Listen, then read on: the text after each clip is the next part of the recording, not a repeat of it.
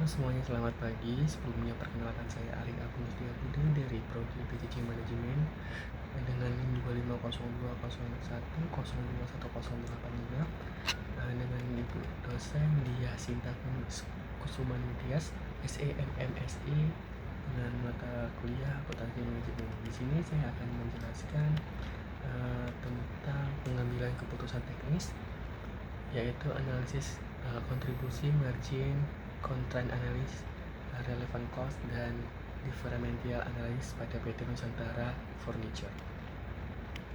Di sini saya mengambil studi kasus nomor 3, yaitu tentang pengambilan keputusan teknis. Sebelumnya saya akan menjelaskan terlebih dahulu teori pengambilan keputusan teknis itu apa. Jadi pengambilan keputusan teknis adalah proses memilih alternatif tindakan yang paling menguntungkan dan efisien berdasarkan informasi biaya, pendapatan, kapasitas, serta kondisi operasional perusahaan.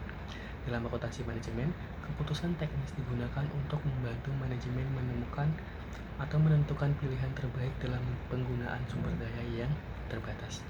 Jadi ada beberapa konsep utama dalam pengambilan keputusan teknis, antara lain ada kontribusi margin atau CM, ada constraint analysis, ada relevant cost, ada differential analysis, ada opportunity cost, ada make or buy decision, yang terakhir adalah special order decision. Apa aja sih itu artinya?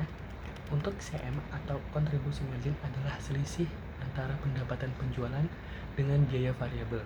Sedangkan constraint analysis adalah digunakan untuk perusahaan yang memiliki sumber daya yang terbatas.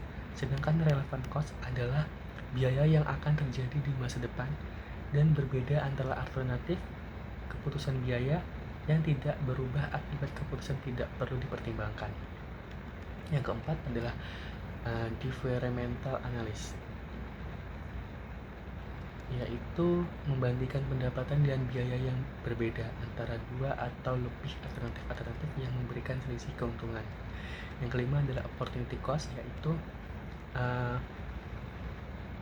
manfaat yang hilang karena memilih satu alternatif dan mengorbankan alternatif lainnya. Yang keenam adalah make or buy decision, adalah digunakan untuk menentukan apakah suatu produk atau komponen sebaiknya diproduksi sendiri atau dibeli dari pemasok luar. Yang terakhir ada special order decision, adalah yang digunakan perusahaan menerima pesanan khusus dengan harga berbeda dari harga normal.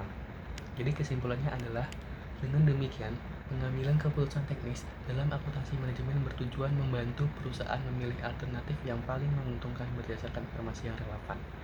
Untuk PT Nusantara Furniture merupakan perusahaan manufaktur yang memproduksi berbagai jenis furniture berbahan kayu. Jadi, untuk data biaya dan produksinya perusahaan adalah sebagai berikut. Untuk yang pertama adalah keterangan meja kursi, kantor lemari, dan arsip. Untuk harga jual per unit yaitu 2.500. Untuk harga per unit yaitu 2.500.000, 1.500.000, dan 3.800.000. Untuk biaya variabel per unit adalah 1.650.000, 980.000, dan 2.850.000. Untuk permintaan maksimum yaitu 2.500 unit, 4.000 unit, dan 1.600 unit. Jam mesin per unit 5 jam, 3 jam, dan 8 jam. Untuk informasi tambahannya yaitu ada total kapasitas mesin yang tersedia hanya 22 jam. Untuk biaya tetap perusahaan sebesar 4.200.000 per tahun. Salah satu pemasok menawarkan untuk memproduksi kursi kantor dengan harga 1.120.000 per unit. Jika produksi kursi kantor dihentikan, biaya tetap yang dapat dihindari sebesar 250 juta, sedangkan sisanya tetap harus ditanggung perusahaan.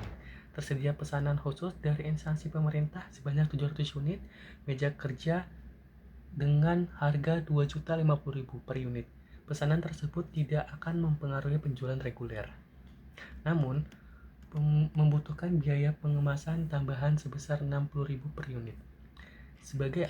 Sebagai akuntan manajemen, saya diminta memberikan analisis yang tepat agar perusahaan dapat mengambil keputusan yang paling menguntungkan atau menjanjikan. Untuk pertanyaan nomor 1, yaitu hitunglah kontribusi margin per unit masing-masing produk. Untuk tabelnya saya kirimkan melalui Word.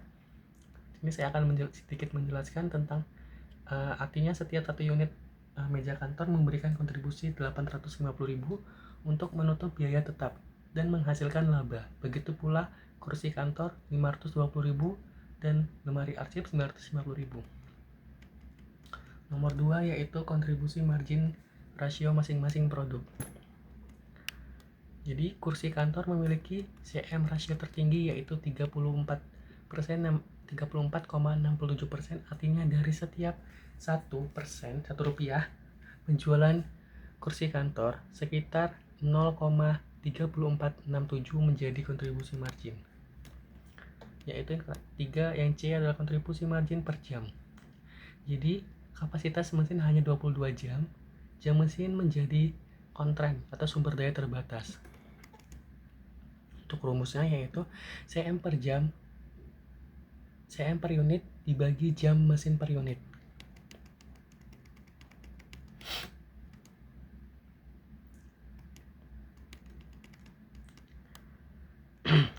Dengan kapasitas mesin hanya 22 jam, tentukan kombinasi produksi yang memberikan kontribusi margin maksimum. Jadi jumlah unit sebagian diproduksi untuk masing-masing produk. Kapasitas mesin hanya 22 jam sehingga produksi diprioritaskan berdasarkan CM per jam mesin. Jadi yang prioritaskan pertama adalah kursi kantor, meja kantor, dan lemari arsip.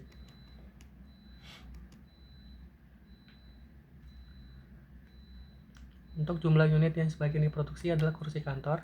Permintaan maksimum adalah 4.000, jam mesin 4.000 dikali 3, hasilnya 12 jam. Sisa kapasitas 22 jam dikurang 12.000, hasilnya adalah 10 jam.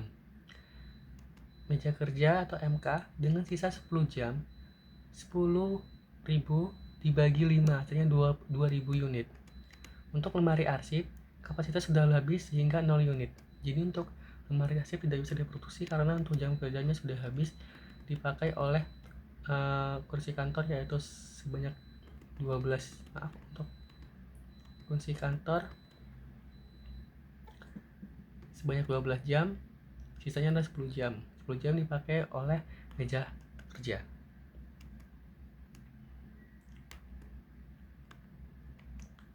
Jadi total kontribusi margin yang diperoleh adalah kursi kantor 4.000 dikali 520.000, hasilnya adalah 2.080.000. Sedangkan meja kantor 2.000 dikali 850, hasilnya 1,7.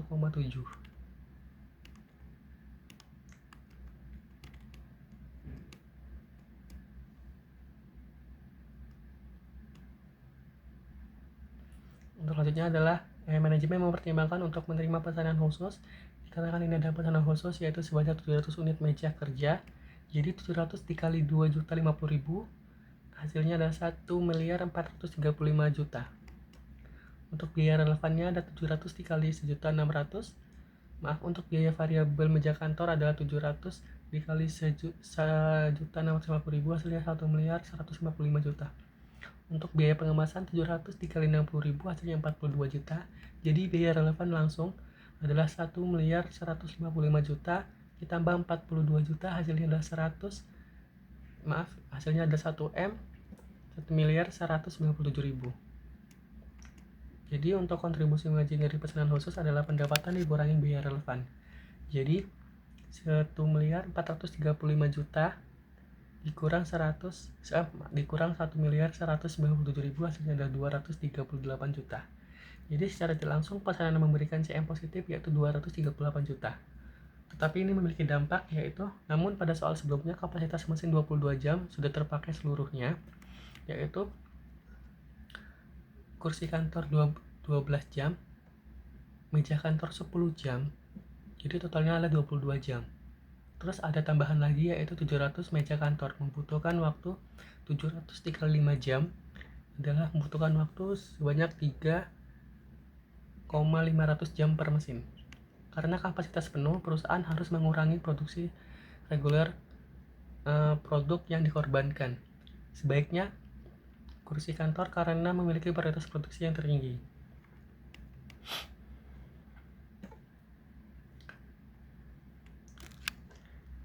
Jadi jelaskan apakah pesanan tersebut sebaiknya diterima atau ditolak berdasarkan konsep relevan cost. Untuk pesanan tersebut sebaiknya ditolak karena memberikan kontribusi margin langsung sebesar 238 juta, kapasitas mesin perusahaan sudah penuh menerima pesanan dan akan mengorbankan produksi kursi kantor yang memberikan kontribusi margin lebih tinggi dari per jam. Berikut adalah tabelnya, nanti saya kirimkan melalui Word. Terus ada satu lagi yaitu menggunakan make or buy decision atau mempertimbangkan apakah kursi kantor sebaiknya tetap diproduksi sendiri dengan cara produksi sendiri atau dibeli dari pemasok luar. Diasumsikan kebutuhan maksimum adalah 4.000 unit kursi kantor. Biaya variabelnya adalah 4.000 dikali 980.000, hasilnya adalah 3.920.000. Biaya tetapnya adalah dihindari 250 juta. Jadi 3.920 juta ditambah 250 juta hasilnya 4.170.000. Untuk selisih biaya kedua alternatif adalah 4.480 juta dikurang 4.170.000, hasilnya adalah 310 juta. Tapi ini memiliki dampak, yaitu jika hanya membandingkan biaya membeli dari pemasok akan menyebabkan laba turun, yaitu 310 juta dibandingkan memproduksi sendiri. Namun, ada faktor penting, membeli kursi kantor akan membebaskan kapasitas mesin sebanyak 4.000 kali 3 jam, hasilnya 12 jam per mesin. Kapasitas tersebut dapat digunakan untuk memproduksi produk lain dari kapasitas yang dibebaskan.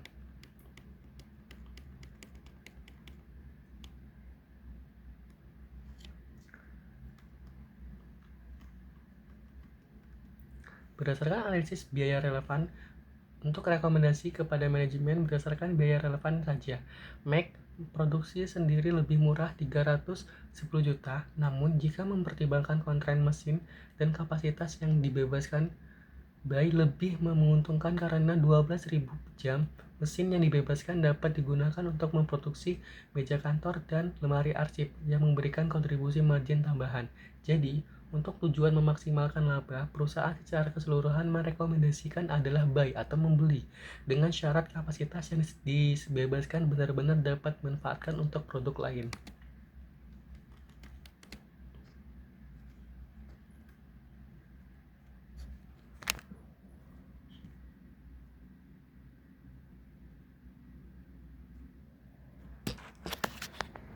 Di sini apabila saya ditunjuk sebagai akuntan manajemen, saya diminta untuk memberikan rekomendasi strategis kepada direksi mengenai keputusan operasional perusahaan. Untuk prioritas produksinya yaitu adalah kursi kantor, yaitu 173,333 jam. Selanjutnya ada meja kantor, dan selanjutnya lagi adalah lemari arsip.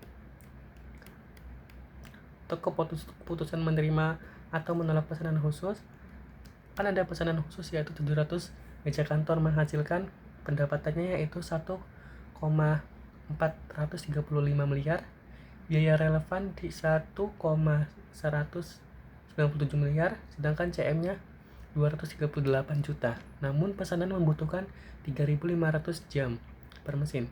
Karena kapasitas mesin sudah penuh, terdapat opportunity cost sekitar 606,67 juta. Dampaknya, 238 juta dikurang 606,67 juta, hasilnya adalah minus 368,67 juta.